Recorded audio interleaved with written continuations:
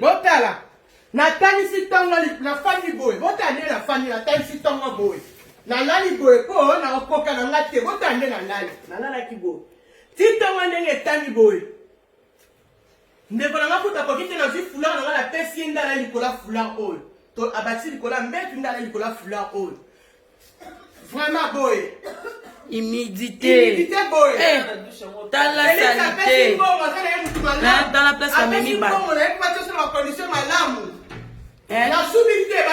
Maman Denise biso toza ba mama totiki bana toyemba toto tozonga mboka na biso toyena toyepona toto toza pepe ya bana na biso mais boyo tseso na quarantaine mais bo tseso na ba condition ya bien oyo eza malade ouais, ça malade, il va voler là, un problème. Un problème. Parce que c'est docteur Pangi, on va le soir, mon problème environnement, poussière, salité. Respiration,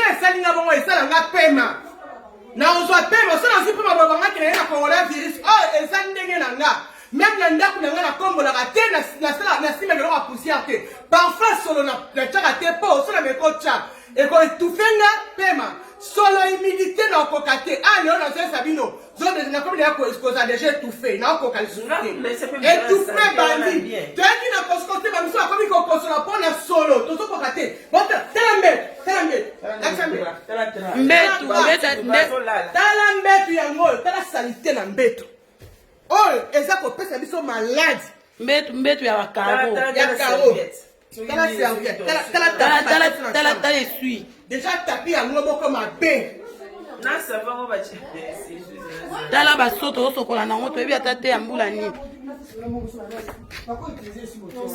To simba ngote. Pona nini? Osali nini? Oko sokola pete. Bana biso na 50 na kwa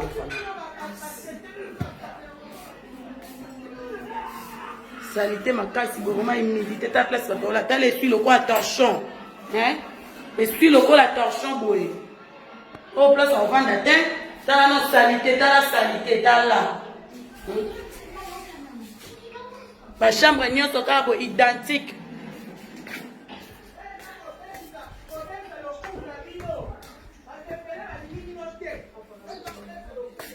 ma chambre nyoso kabo ba maman bazolela boy ba maman baolela boy vraiment hein oeza nini to uti na mboka musika propre bongo to yeto ya na mboka na biso mo pe to za la kimia to za la calme place ba yo cha batu yango to za soki na mitendi to yeba place to zate so na mitendi so na place nini soki ba Congo to zo yeba te hein batu balali to lali ya kotelema hein ta ba maman de bazolela ba maman baolela boy to za na place a vendre te ta place ba yo cha biso.